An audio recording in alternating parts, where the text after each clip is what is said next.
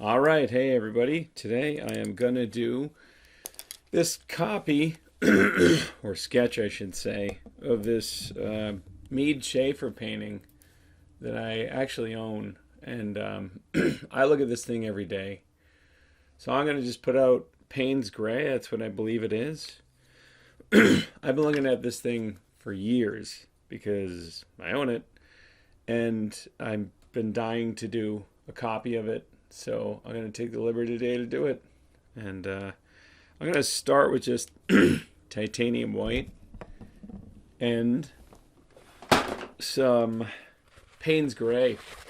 Pretty sure that's probably the two colors that he was using. Back in the day, they had different, they were like he was creating for a magazine in this painting. And I'm just going to sketch it out rather quickly with charcoal. And due to that, I'm sure that there was constraints with colors. And I think that's why it's done very minimal. But the beauty of it is that it's gorgeous no matter what. And the brushwork used to create it is just fantastic. It's something to be studied because it shows, what it does for me when I study it. And again, I study this thing nearly every single day, which is why go buy real art. The beauty of being able to study it is that you just can't copy this. I mean, you can copy it, but you cannot get the brush strokes that Mead got. They're just individual to him, and it's something worth its weight in gold to think about. That like you can have this individuality in your own work as well, and I encourage it, and it's something I push for. A friend of mine, Mike Franceschi, back in the day, introduced me to the work of Dean Cornwell. He was at the Society of Illustrators, and he was like, dude, you got to check this guy out. And I had never heard of him before then. And then I was like, wow, how the heck do I not know this guy? And Cornwell led to Schaeffer. Schaeffer led to Saul Tepper. I think George Pratt was another one of my teachers who just said, like, yeah, you got to check these guys out, George is phenomenal, and he's inspired by Harvey Dunn is another one. That's one of his idols. He's also inspired by, I think, Jeff Jones, kind of in the lineage, somewhere along the lineage there. So that's pretty good for now. I'm going to grab, these are just two Trekell brushes. I'm probably going to grab the flat. And then I'm going to open up my mineral spirits, and there's no mediums. Maybe Schaeffer did use a medium. I don't quite know. But I'm going to just mix in between Payne's Gray and titanium white. You can see that's actually not even as blue as his. So if I wanted to make it even more blue, I'd probably grab Prussian, which I will. I'm going to actually grab Prussian and bring it down. And that'll make it so that you'll be able to see that if you want to get it more blue, I bet you they did use Prussian. Oops. Let me see if I can get this. All right. Finally got it out, but not easy. So I think Prussian blue could be, yeah, it looks like it. Could be a mix between the Prussian blue and also the Payne's Gray. And you have to keep in mind that Payne's Gray is just one of those colors that is not like a single pigment. It's more of like a convenience mixture, meaning that it's taking a couple colors and mixing them together. But I actually think that the combination of Payne's Gray with the Prussian is going to neutralize this a little bit. So I'm going to just take and load the brush. And I bet you that's the way that he worked too, because it doesn't appear like Schaeffer was shy with his paints. I think there's probably a bunch of, you see them with like big tabourets of like a whole table that they were painting with. I know Rockwell painted that way too. All right, and I'm just going to keep this over here to clean it.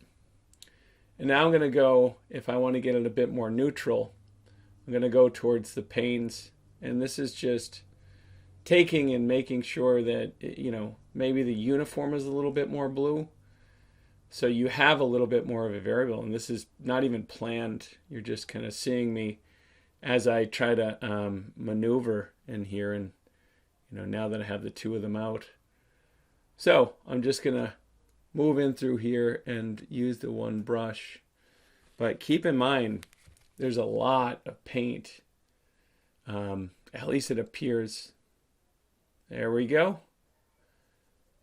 And just going to get just going for value. I mean, the beautiful thing about something like this is that it hammers on the sense that value is going to do like all the work. And then we have one or two shifts of hue, from neutral to blue. Just always cleaning it off with the brush. And then if I need to get more, I'm just going to grab more and, right on the top. That's wet into wet. That's like what you just can't get right there. You can't get that if you're not mixing with a lot of paint. Like the alla prima approach, the wet into wet, is something that's so hard to mimic, especially if you're, if you're painting tight, that you just can't get it. Not that you want to. I mean, typically tight painters are going for, tight finishes, but I always liked to have more. Like there's more individuality in seeing this, and even on something small like this, to just see like what my hand gets that's trying to get close to a Schaeffer, like more individuality in here. Maybe individuality in tighter paintings in the things that you paint, but this is, to me, the language of the paint as well, So, again, that's not to tell anyone they need to paint anything, or in a specific way. It's always up to you where you want to go with it, but it's something I prefer. So if somebody asked me, I'd say, yeah, I would loosen up. Something I've continued to try to do in all of my work as I progress in my career. There we go. And there's a stickiness to it. This is the alkyds again. I kind of like the alkyds because they force me to well, it dries fast. That's why. I haven't really used them all that much in a painting. I think I did an underpainting once in the alkyd. But something like that. I'm just gonna clean the brush. Very low stakes here. All right. Neutral. Let's go black or darker. Get some of that hair. Bring this over here. And if you want to get it even deeper, and then you start to look at the marks that Schaeffer's making, and it's just like similar to this, I should say. That's why, to me, these are just worth their weight in gold, because I can do a small thing like this and be able to study it and see just the possibly like the connection to the way that he worked. I mean, this is something this is my pursuit. Doesn't mean this has to be everybody's pursuit. For some reason, people argue online about like having to say something that is true for everyone, and it's like, no, there's everything about this pursuit is somewhat individual, and what would be the point if we all had the same perspective of listening to somebody else and how they work. Go, just bring it down, that ear, right? Just how do you get just the sense of just the ear with like a stroke? Why can he do it? You know, that's what I always think. Like, why is it he can do it? I can do it. I just haven't done enough. Then, you know, or it's that I'm, you know, too tight in the way that I'm thinking about it. So.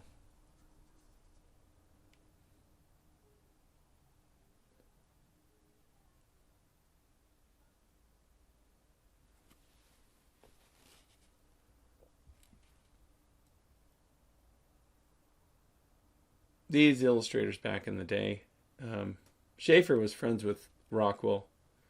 They were buddies, and he posed in some of his paintings too. It's kind of a cool thing about it is that you can find pictures of Mead Schaeffer, Google them online, and he's in a couple of those paintings that Rockwell needed him for. I think they both lived up in the Massachusetts area. And obviously posed for each other. I don't know if Rockwell's in any of his paintings, but Schaeffer did Moby Dick. He did Omu. He did a bunch of paintings. He did the Count of Monte Cristo, one of my favorites. And there's just a ton of beautiful, beautiful work that he's done. So I encourage you to look him up. There's a book that was created back in the day, not too long ago actually, and it shows his work, and you know, it's just a catalog of it all. I think he came after. He actually, I think, studied with Cornwell for a little bit, but he came after Cornwell, and Cornwell was Harvey Dunn. Again, another one of those ones that I love. But there's a bravura, is what they're sometimes referred to as, the technique, because it's just like a connection between them and Sargent, and also Sorolla, I would say, and that they're spontaneous in their work. Like the look of it looks like it's just done in one quick session. There's something beautiful about that. I feel like, you know, anybody could paint it. Not anybody, but most artists can paint a good painting with a ton of time. But the ones that could paint like this in a short amount of time, and also have a language to it that's just to die for. It's even more interesting to me.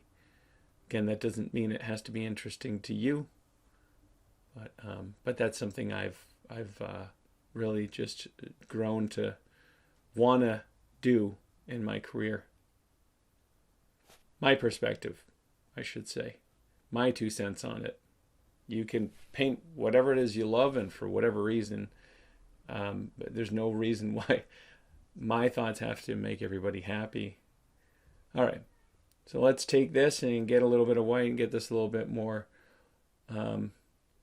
That's the Prussian. Let's get here over into more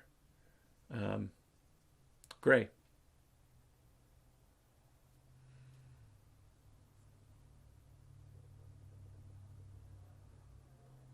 And that white, look at that, just dragging of the brush.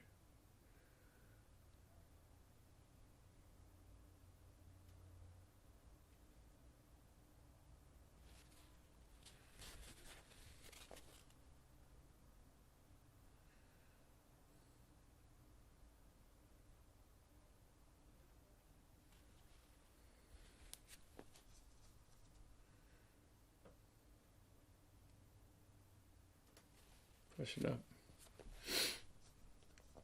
There's just like mark making in here too. It's just, this looks like it's just sticky. Like, how does he get that over the top to drag?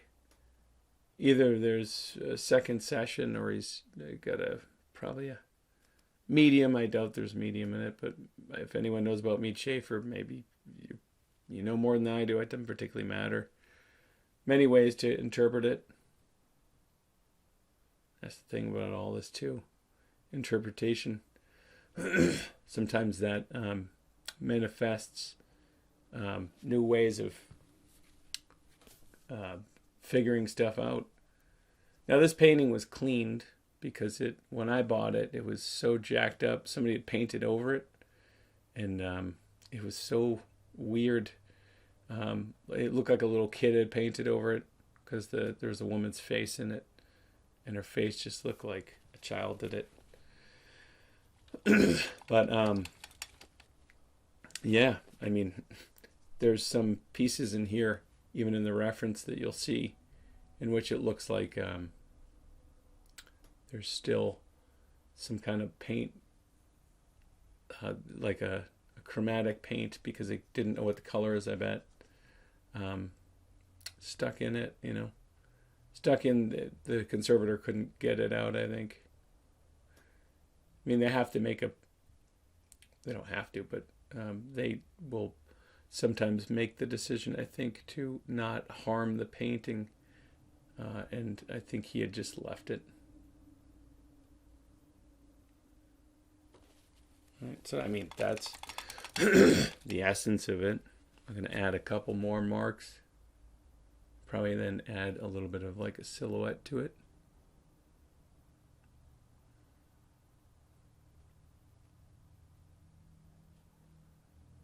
Just to push a couple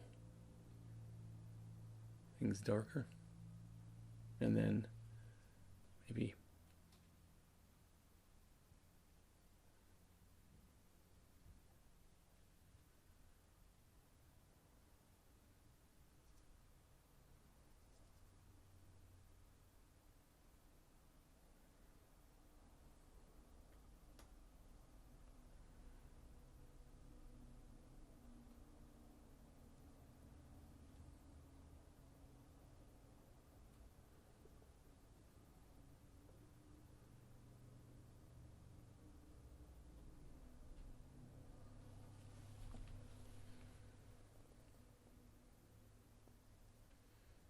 funny how it's,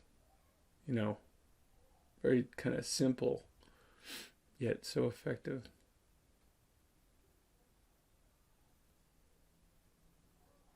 It's just like grabbing a ton of paint at times.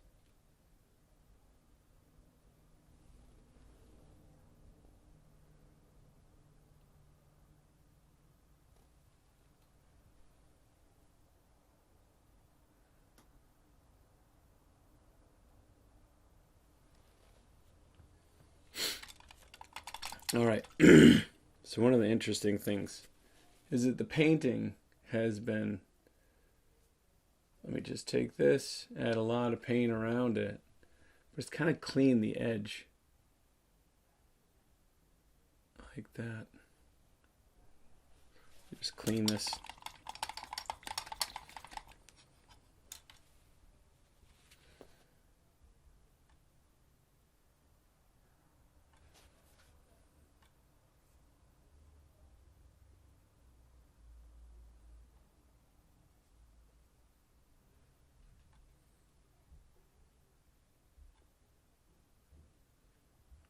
Just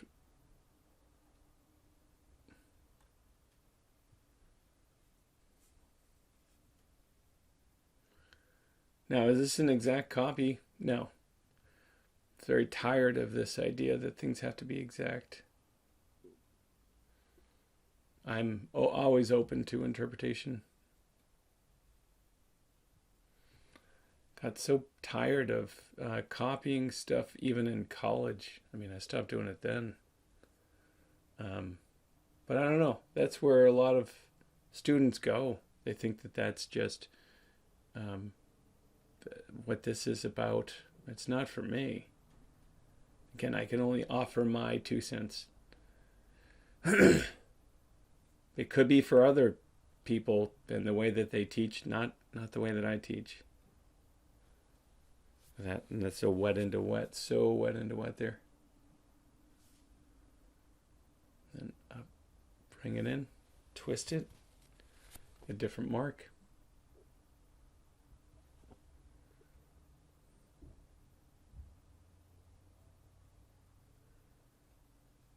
As you're doing this, be active in why. Don't just copy, you know. Why did he make these marks? What was his language that he was using? Can I get this language? You know, what am I extracting from it? Look at that, wet into wet. Something even beautiful at that, but you got to take that risk. There's just a...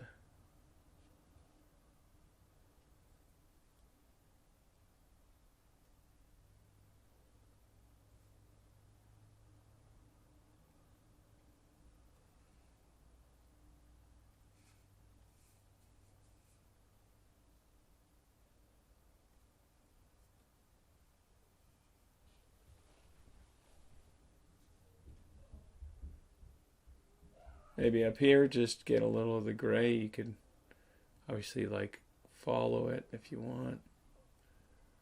It's up to you how you want to interpret all this stuff.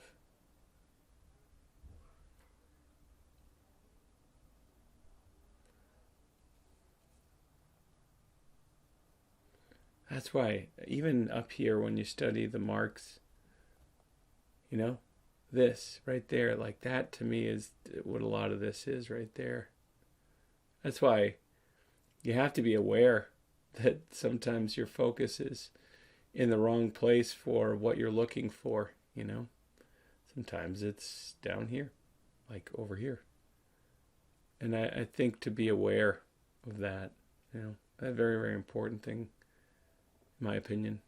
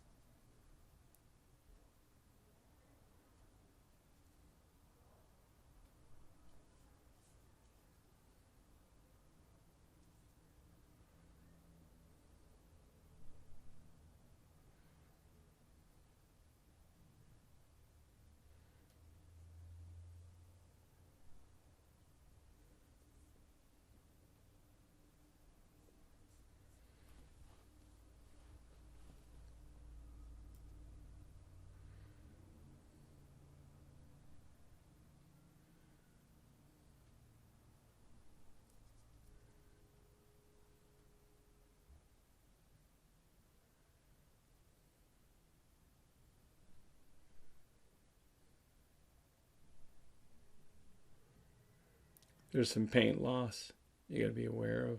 From, you know, that's what I'm looking at.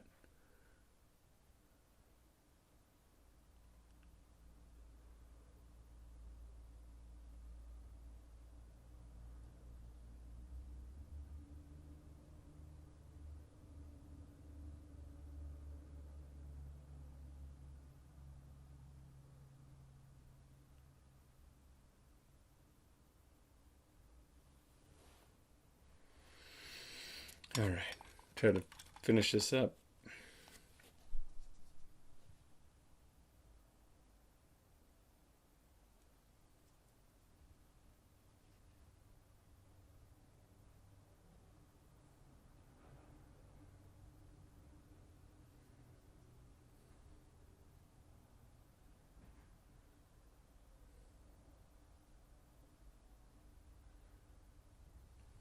Make sure it doesn't feel too chopped up, you know.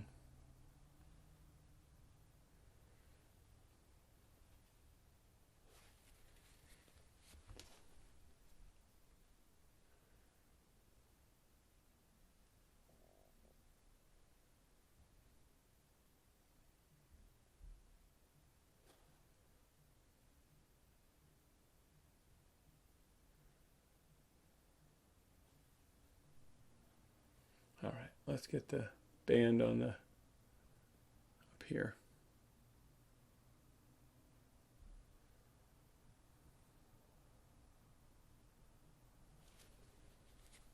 Yeah, that tells you this all could get just a touch lighter.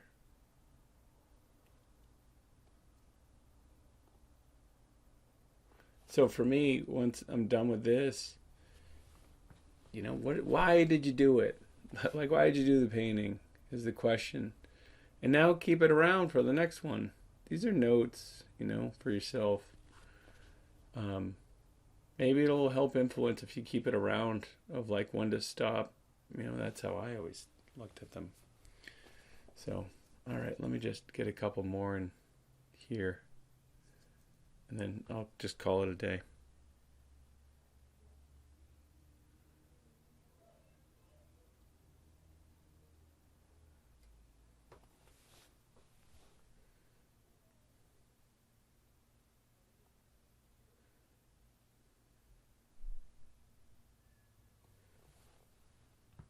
Perfect. Now, something from it? Oh, yeah, of course. There's something to extract for sure.